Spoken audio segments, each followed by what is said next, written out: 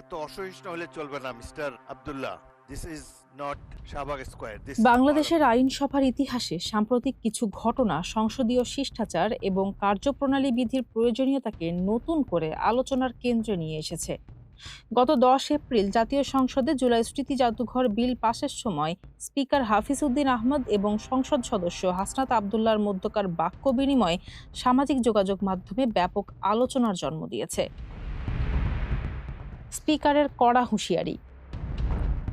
বিরোধী দলীয় chief whip Nahid Islam সরকার পক্ষের আনা 3টি সংশোধনীর প্রতিবাদ জানানোর পর হট্টগোল শুরু হলে স্পিকার যখন বর্তমান সংসদকে অতীতের তুলনায় সুশৃঙ্খল বলে অভিহিত করছিলেন, ঠিক তখনই হাসনাত আবদুল্লাহ নিজের আসন ছেড়ে দাঁড়িয়ে চিৎকার চেঁচামেচি শুরু করেন।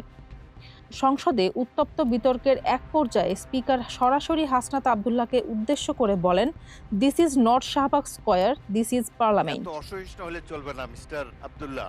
This is not Shahbag square, this is parliament. স্পিকারের এই বক্তব্যটি মূলত সংসদের গাম্ভীর্য রক্ষার একটি সুস্পষ্ট বার্তা।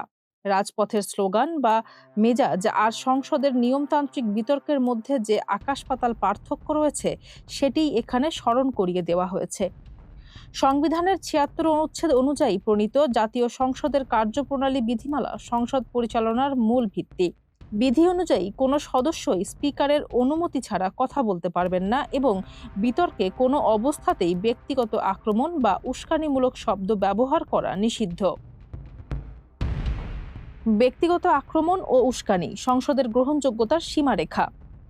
চলতি অধিবেশনে সংসদ সদস্যদের আচরণে বারবার বিধি লঙ্ঘনের চিত্র ফুটে উঠেছে।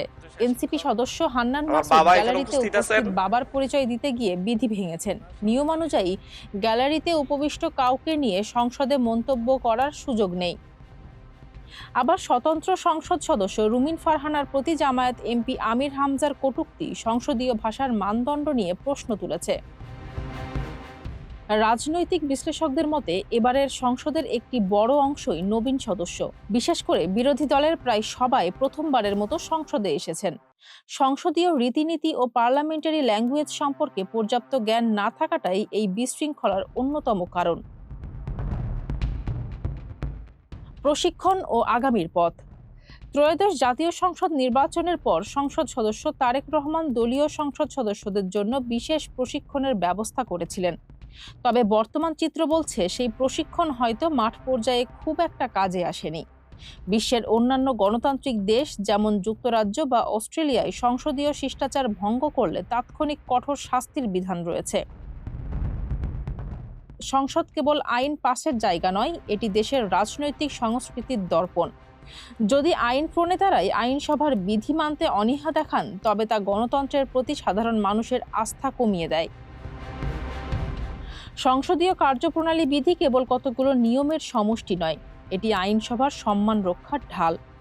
নবীন ও প্রবীণ উভয় পক্ষের সংসদ সদস্যদের উচিত রাজপথের আবেগ সরিয়ে রেখে সংসদের গাম্ভীর্য ও বিধিবিধানের প্রতি শ্রদ্ধাশীল হওয়া।